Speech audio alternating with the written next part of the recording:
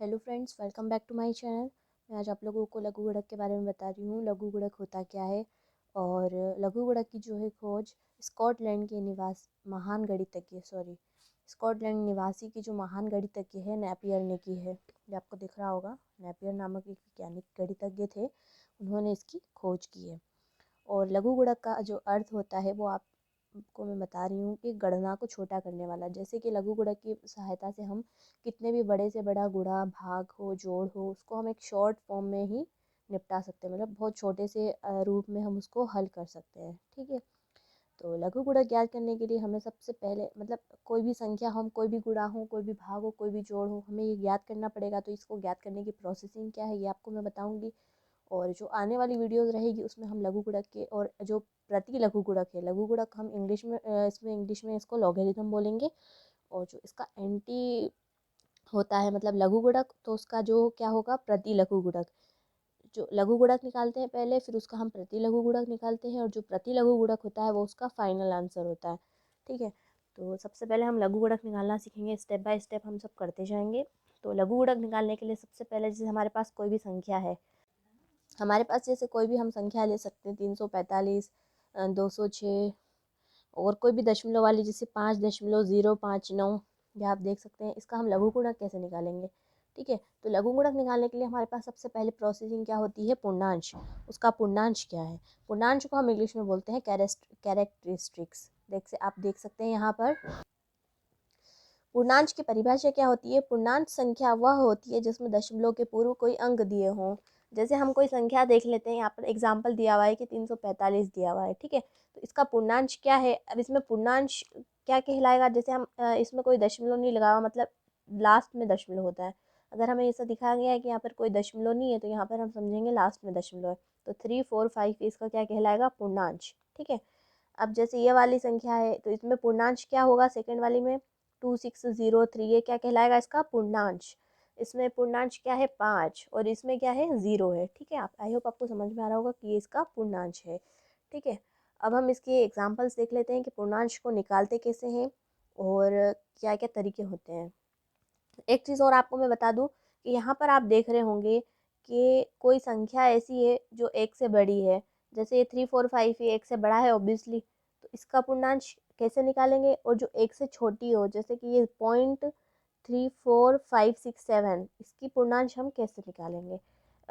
जो एक कोई संख्या अगर एक से अधिक होगी तो उसका पूर्णांश निकालने का तरीका अलग होता है, और कोई संख्या अगर एक से कम है तो पूर्णांश निकालने का तरीका अलग होता है। तो सबसे पहले हम देख लेते हैं कि अगर एक से अधिक कोई संख्या हो तो उसका पूर्णांश कैसे निकालते हैं।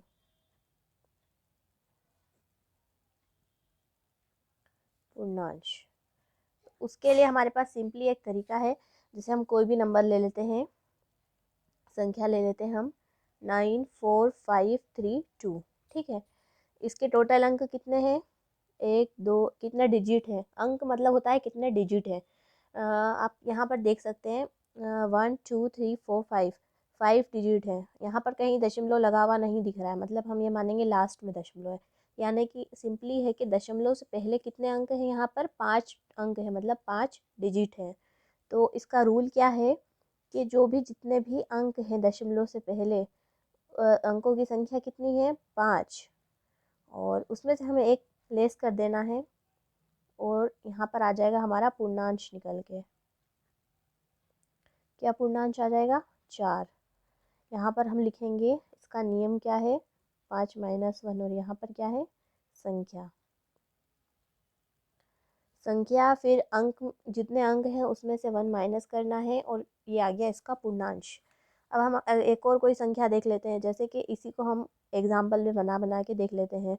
जैसे हम नेक्स्ट लेते हैं 9453, यहाँ पर कितने डिजिट है, दशमलव से पहले 4 डिजिट है, तो 4 - 1, तो इसका पूर्णांश क्या आ गया, 3।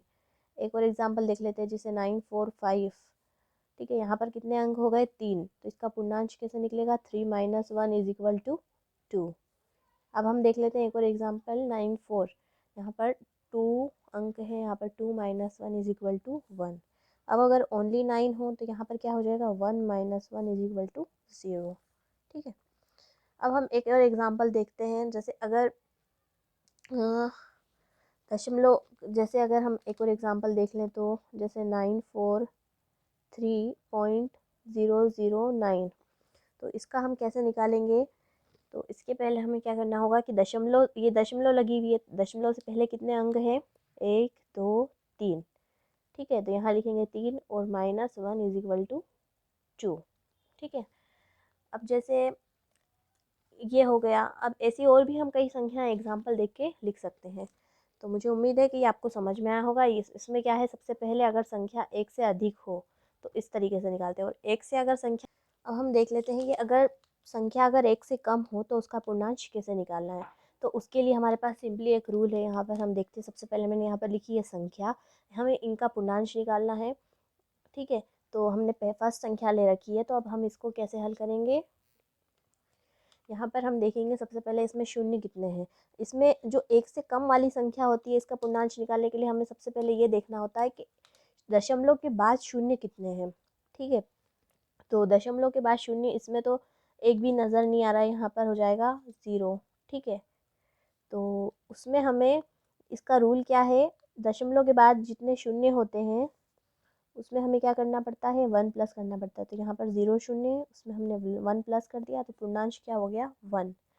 और लेकिन ये 1 के ऊपर क्या लगेगा, बार लगेगा, बार 1 मतलब होता है -1, ठीक है। तो ये इसका रूल हो गया है। जो अगर संख्या अगर एक से कम है तो उसका पूर्णांश हम इस तरीके से निकालते हैं। जैसे अब यहाँ पर हम देखते हैं दशमलव के बाद कितने ज़ीरो हैं, एक ज़ीरो है, ठीक है। तो यहाँ पर हम लिखेंगे 1, तो 1 प्लस, रूल क्या है, जितने ज़ीरो हों उतने में 1, और फिर उसमें 1 प्लस करना है, तो ये क्या हो जाएगा, बार 2।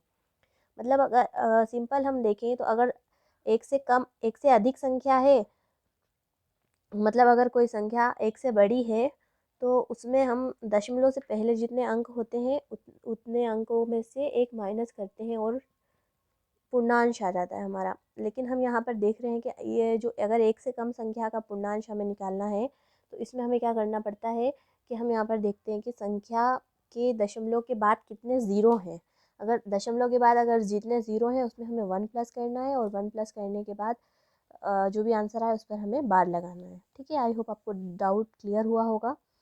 और यहाँ पर हम थर्ड वाला देखते हैं। यहाँ पर दशमलव के बाद 2 ज़ीरो हैं, तो यहाँ पर हम लिखेंगे 2, 2 + 1 = बार 3। यहाँ पर दशमलव के बाद 3 ज़ीरो हैं, 3 + 1 बार 4। दशमलव के बाद 4 है, 0, 4 + 1 = बार 5, ठीक है। ये इस तरीके से था। अब हम एक चीज़ और नोट करते हैं कि जो भी है लघु गुणक जो भी होते हैं पूर्णांश में होते हैं।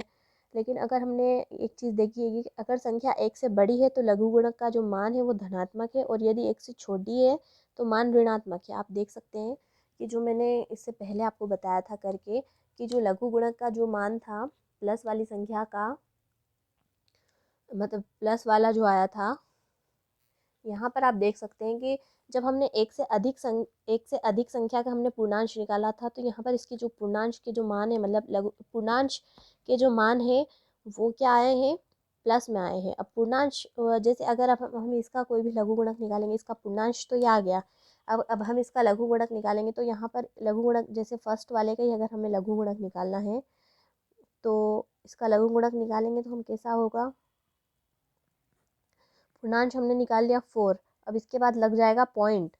अब जो 9 4 का है हम देखेंगे 5 में, 5 का देखेंगे हम मीन डिफरेंस 3 में। इस तरीके से हम इसको करेंगे, ठीक है। तो ये यहाँ पर जो भी इसका मान आएगा वो यहाँ पर लिखेंगे। लेकिन जो ये 4 है ये क्या हो गया, इसका पूर्णांश हो गया। लघु गुणक कैसे निकालते हैं मैं आपको नेक्स्ट वीडियो में बताऊंगी इंशाल्लाह। लेकिन जो ये 4 है इसका पूर्णांश है और ये प्लस में है, मतलब इसका जो लघु गुणक का जो मान है ये कैसा आएगा, पूरा प्लस में आएगा। इससे एक बात साफ होती है कि अगर संख्या एक से अधिक है तो पूर्णांश, मतलब पूर्णांश जो होता है वो धनात्मक होता है, यानी कि जो लघु गुणक का जो मान होगा वो कैसा निकलेगा, धनात्मक निकलेगा, ठीक है। और सेकेंड टाइम हम देखते हैं कि अगर एक से कम संख्या का हम पूर्णांश निकाल रहे हैं तो वो ऋणात्मक आ रहा है, यानी कि एक से कम जो संख्याएं होती है उनका जो लघु गुणक का मान है वो ऋणात्मक आता है। ये बात इससे साफ होती है, ठीक है। आई होप आप लोगों को ये वीडियो पसंद आई होगी, और आप लोगों को अगर वीडियो पसंद आई हो तो मेरे चैनल को लाइक शेयर एंड सब्सक्राइब ज़रूर करें। Thanks for watching.